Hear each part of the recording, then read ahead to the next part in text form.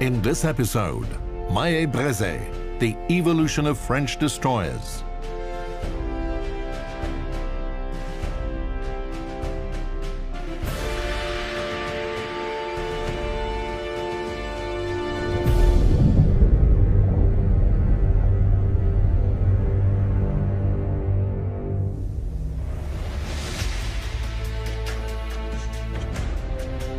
In the French city of Nantes, at a Loire River embankment, destroyer Maé-Brezé is moored. She bears the name of the famous French admiral, a nephew of Cardinal Richelieu, and she's the only French surface warship that is preserved as a museum ship. Maé-Brezé is a Surcouf-class squadron escort ship. She's the last of an 18-ship series built by the French Navy in the 1950s to replace the flotilla leaders destroyed during World War II and the scuttling of the French fleet in Toulon. 3 ships of this class were constructed at the military shipyard in Nantes, just in front of us. They were Coussard, Tartu, and Geprat.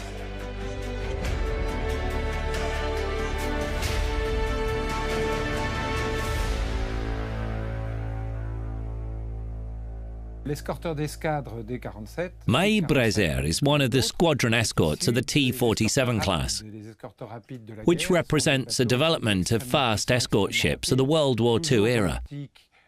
They were extremely powerful and fast ships, built primarily for convoy duty.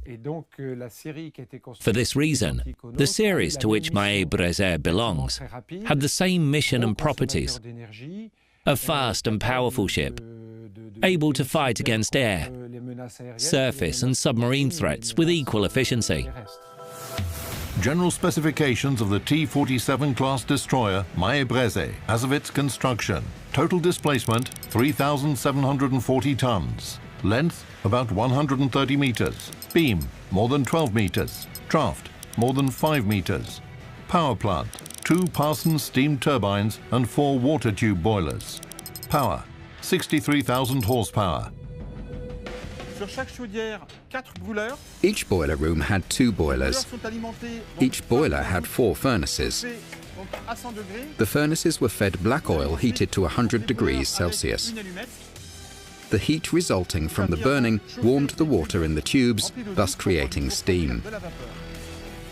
Armament 6 model 1948 127mm dual-purpose guns installed in 3 turrets. Anti-aircraft artillery 3 model 1951 twin 57mm guns, 4 Oerlikon 20mm autocannons. Torpedo armament 4 triple torpedo launchers with a caliber of 550mm. Torpedoes were fired at a distance of 6 meters off the ship's side with the help of compressed air. They were equipped with an electric motor which provided them with a speed of 25 knots and a range of 5 kilometers. Maximum speed 34 knots. Cruising range 5,000 miles at a speed of 18 knots.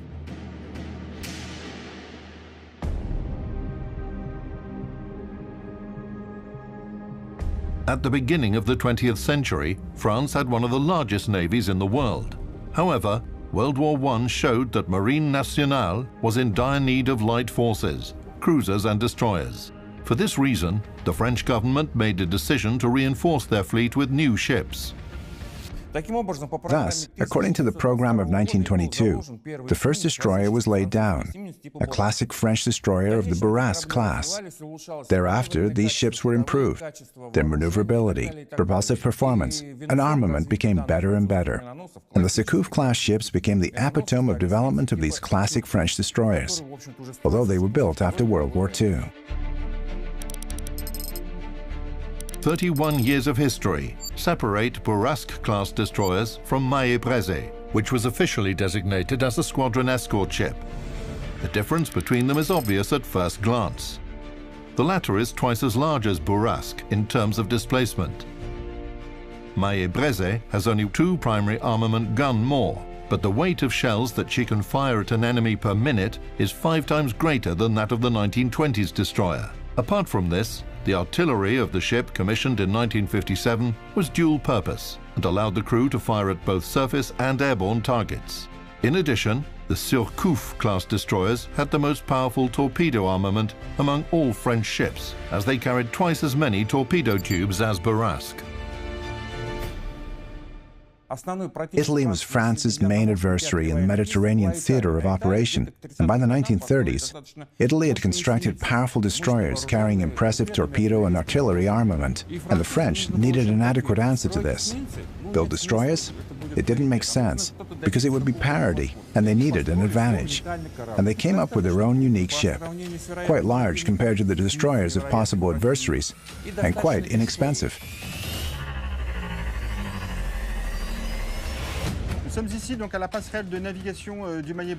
We are now on the bridge of the Maille-Breze. The predecessors of this ship were destroyers and flotilla leaders from the Hardy and Vauclain classes. Before World War II, in 1938 to 1939, the French Navy built 12 Hardy class destroyers and 6 Vauclain class flotilla leaders. The latter included a ship named the Maille-Breze, which tragically perished in the port of Greenock on April 30, 1940, after one of its own torpedoes exploded.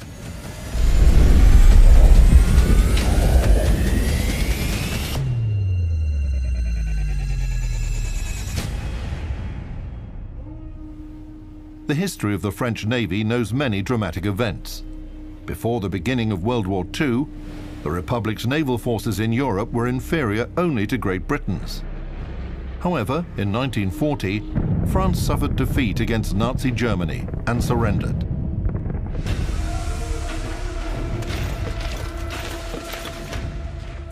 In 1940, France and the French Navy found themselves in a tragic situation.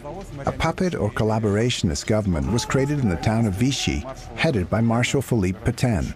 According to the peace treaty between the Vichy government and Germany, the latter pledged not to use the French naval fleet in future hostilities.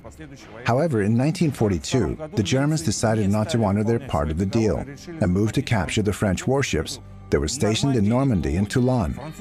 The French weren't going to surrender their navy, and I have to praise the heroism of the French sailors, who were not afraid of the repercussions and had the courage to fight for their homeland. They scuttled their ships.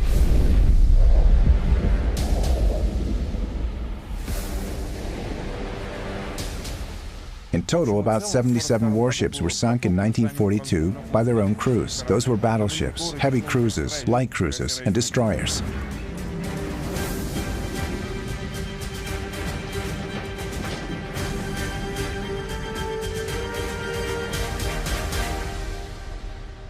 After World War II, the French fleet basically had to be rebuilt from scratch. New destroyers were designed to be adequate for modern challenges.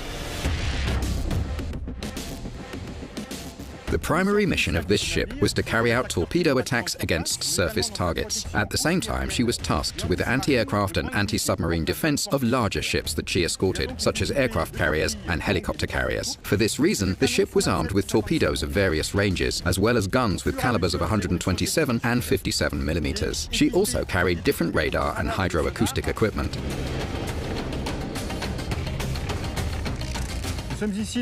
We are now in the Combat Information Center, the nerve center of the ship. In this room, information about the position of airborne targets provided by radars was displayed and analyzed. We are passing through the anti-submarine defense control station, which includes the screens for underwater surveillance based on the data coming from sonars, as well as different systems controlling the anti-submarine armament, rockets, torpedoes, and Malafon missiles. Here you can see the screens for the bow and towed sonar arrays. They allow the crew to determine the type, position, and speed of a discovered submarine.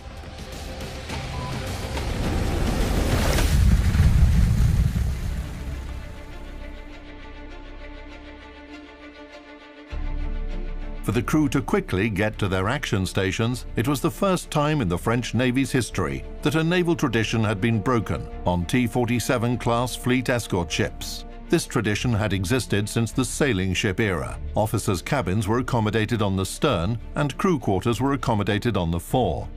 They started to arrange officers' cabins close to the action stations, so, in case of a general quarter, the officers could get out of their cabins and be immediately close or already at their action stations. As such, both the crew quarters and the officers' cabins were located evenly across the ship. At the same time, the crew accommodation on Maille-Breze was quite comfortable for destroyers. All the living quarters were air-conditioned. there was a latrine for every 11 persons and a shower bath for every 17 persons on the ship. Surely, it was very difficult to serve on Surcouf destroyers, and on Maillet Brisé in particular. Even those were post-war ships. Nevertheless, they had difficulties with food provision and supplies. However, all Surcouf destroyers, Maillet Brisé in particular, had wine, sufficient wine for all the officers and sailors that were serving on these destroyers. Initially, all sailors on Maillet Brisé slept in hammocks. It was a naval tradition that was embraced by many navies around the world. This system was preserved until the 1960s, when the hammocks were replaced with stationary bunks. That, by the way, were hardly the favorites among all sailors. What's special about a hammock? First of all, it's lightweight. The second feature of a hammock is that it flows with the motion of a ship during stormy passages, rocking, various surges of the sea, heaving from side to side, so a sailor can sleep pretty much comfortably. That's the beauty of it. The disadvantage of a hammock is that it's difficult to get out of during general quarter. Metal bunks were welded dead to the deck, so they couldn't protect sleeping sailors from the motion of the ship. Such cases could happen when a sailor during some storm could experience, for example, his legs above his head or something else. Even special ledges were made for the bunks to prevent sailors from falling out of them. Hammocks don't have such ledges because they moved with the ship's motions. However, regardless of such discomfort, a sailor can easily get out of a bunk and run for their action station. In the French Navy, hammocks were replaced with metal bunks only on Surcouf-class ships, on Maillet Brisé in particular.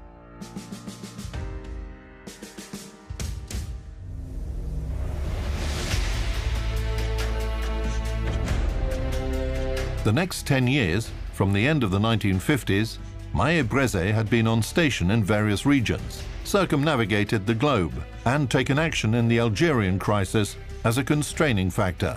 Next, in 1968 to 1970, the destroyer underwent a significant modernization. First of all, new main battery guns were mounted.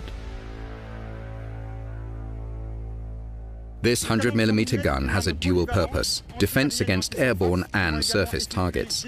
The primary armament is effective for coast bombardments as well. Its firing range is 12 kilometers for surface targets and 6 kilometers for airborne targets. The rate of fire is approximately 1 shot per second. Firing efficiency is ensured by a computer and radar complex and a rangefinder mounted directly above the bridge. In the course of the modernization, 127 and 57mm guns were dismounted. The guns were outdated. The era of missile armaments began. Destroyers fulfilled the usual missions. Aircraft carriers appeared in the French Navy. Destroyers fulfilled missions on escorting aircraft carriers. In other words, they were part of carrier task forces. Coastal security missions and amphibious operations remained. All the missions fulfilled by World War II destroyers were the same as the missions executed by post-war and modern destroyers. There's a slight difference, though. The firing range has increased due to the introduction of shipborne missile armaments.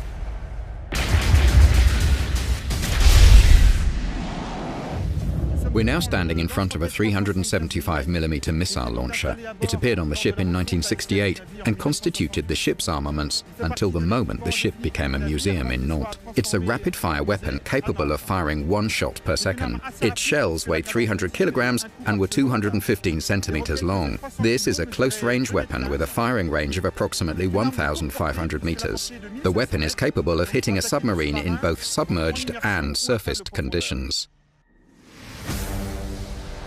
Special attention should be paid to the Malafon anti-submarine missile system, an exclusively French design.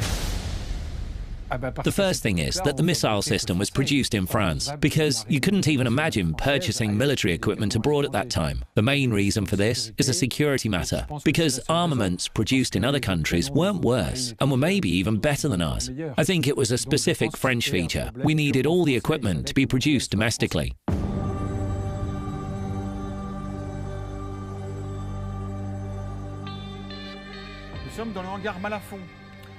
We're now in the Malafon missile compartment.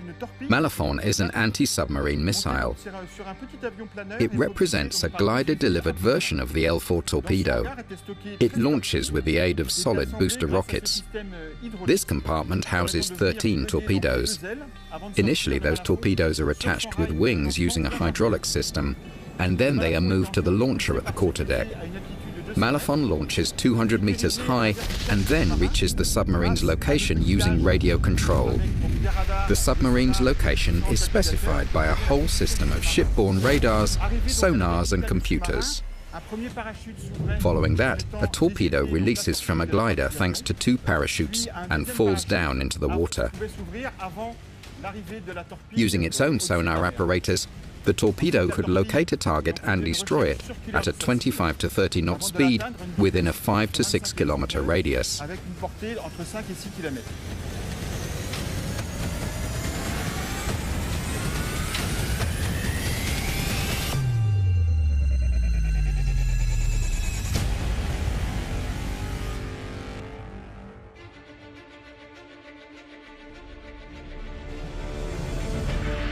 The modernization allowed the destroyer to serve in the French Navy until the end of the 1980s.